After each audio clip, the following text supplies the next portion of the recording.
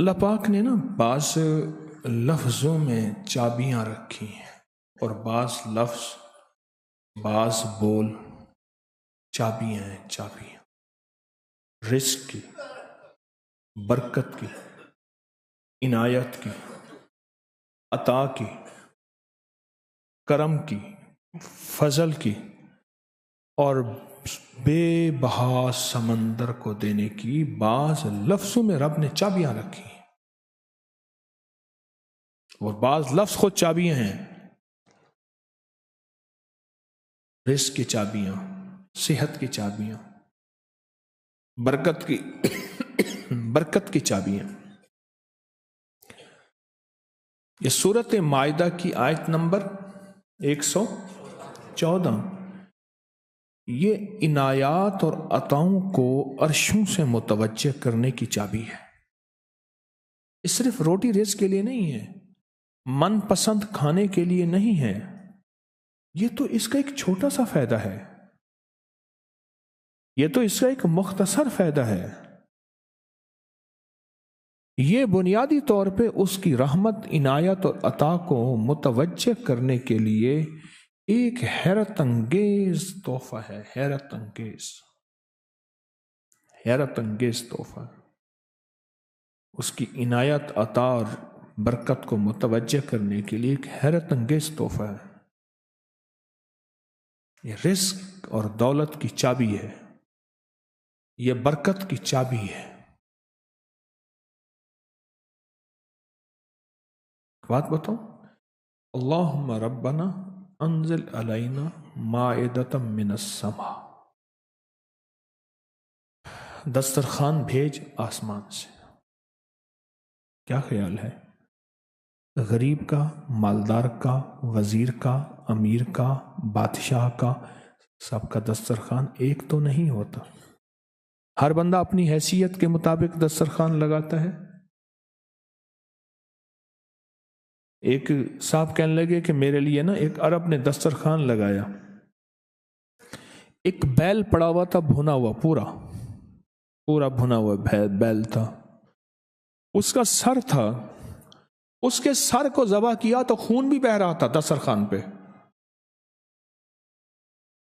سر کو ذبح کیا تو وہ خون بھی بہہ رہا تھا، بیل بھنا بھی ہوا ہے اور خون بھی بہہ رہا ہے، چھری پھیری۔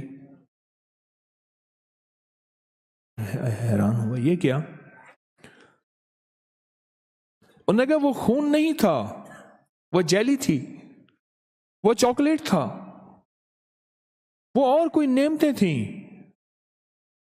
پھر اس بیل کو کھولا تو اس میں سے بکرے نکلے بھنے ہوئے،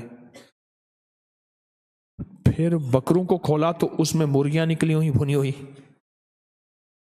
پھر مرغیوں کو کھولا تو اس میں انڈے نکلے اور میوے نکلے۔ بادشاہ کا دسترخوان ہے تو وہ اپنی حیثیت کے مطابق اس کا دسترخوان ہے، اپنی عظمت کے مطابق دسترخوان ہے۔ میرے اللہ کا دسترخوان، انزل علینا مائدۃ من السماء، پر مولا دسترخوان دے ایسا جیسے عید ہو جائے۔ اب اس آیت کی تنہائیوں، اس آیت کی گہرائیوں اور اس آیت کے اندر کی شہ تک پہنچے۔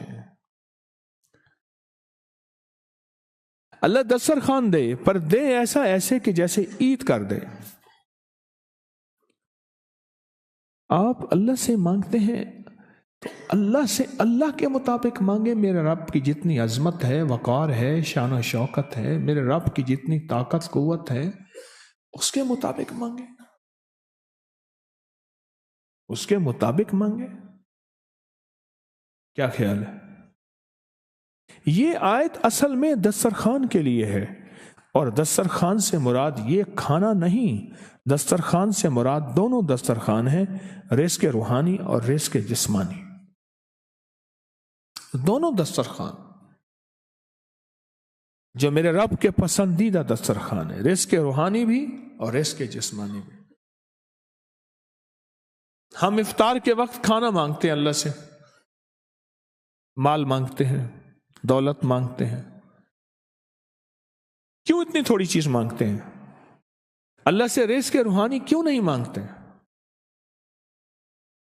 اور جنہوں نے رزق روحانی مانگا تھا، ایک اللہ والے تھے، ان کے ایک خلیفہ تھے،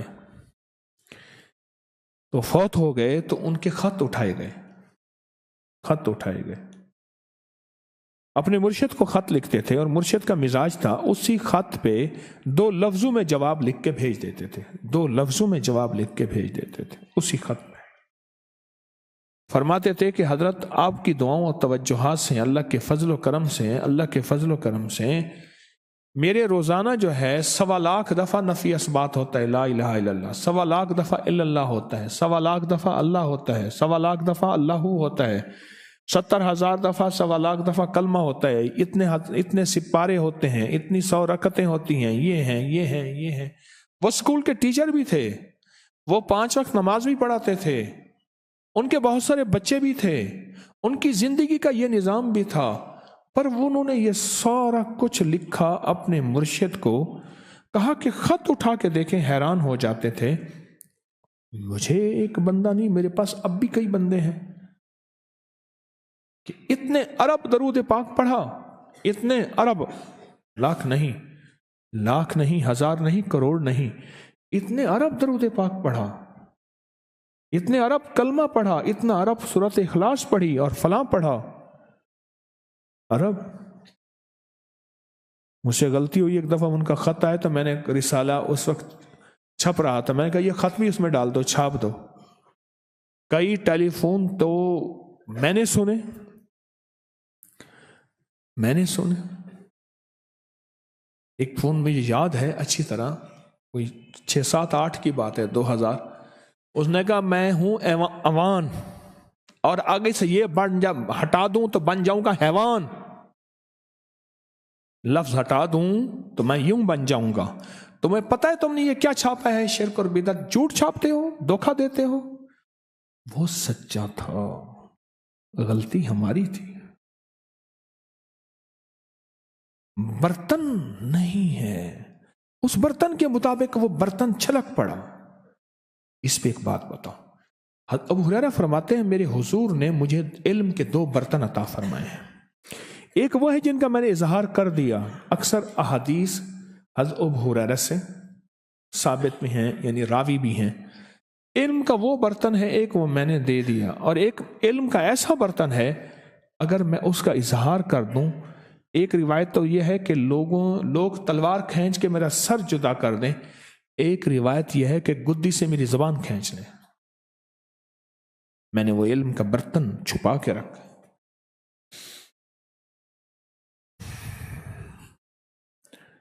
ان کا خط تھا کہ اتنا سوالا، انہوں نے اللہ سے رزق روحانی کا دسترخوان منوا لیا تھا کہ اللہ یہ دسترخوان تیرے خزانے میں کمی نہیں ہے، یہ دسترخوان مجھے عطا فرما۔ رزق روحانی کا دسترخوان اللہ نے منوا لیا تھا، اللہ سے منوا لیا تھا، اللہ سے منوا لیا تھا۔ آپ اس آیت کے ذریعے اللہم ربنا، میں نے ایک عرض کیا تھا جن دعاؤں سے پہلے ربنا اور اللہم آئے، جن دعاؤں سے پہلے ربنا اور اللہم آئے، ان دعاؤں کی قبولیت، محبوبیت، مقبولیت، تاثیر، کمال بہت اور دعاؤں سے بہت زیادہ آگے ہے۔ اس دعا میں اللہم آئے، ربنا انزل علینا مائدۃ من السماء تکون لنا عیدا،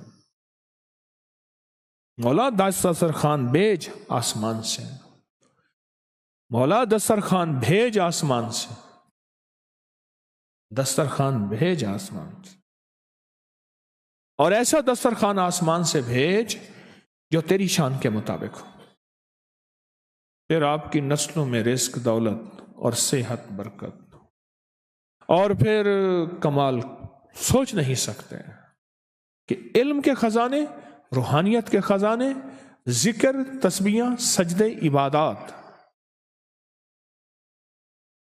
اچھا، ہمارے ہاں عبادات میں ایک وہ عبادات ہیں جو ہم کرتے ہیں اور یہ بالکل ٹھیک ہے، نفل، اشراق، چاشت، اوابین، تلاوت، تسبیحات، ایک لمحہ بندے پہ ایسا آتا ہے اس کی زہری عبادات مخفی ہو جاتی ہیں، اور یہ ہر کسی پہ نہیں آتا.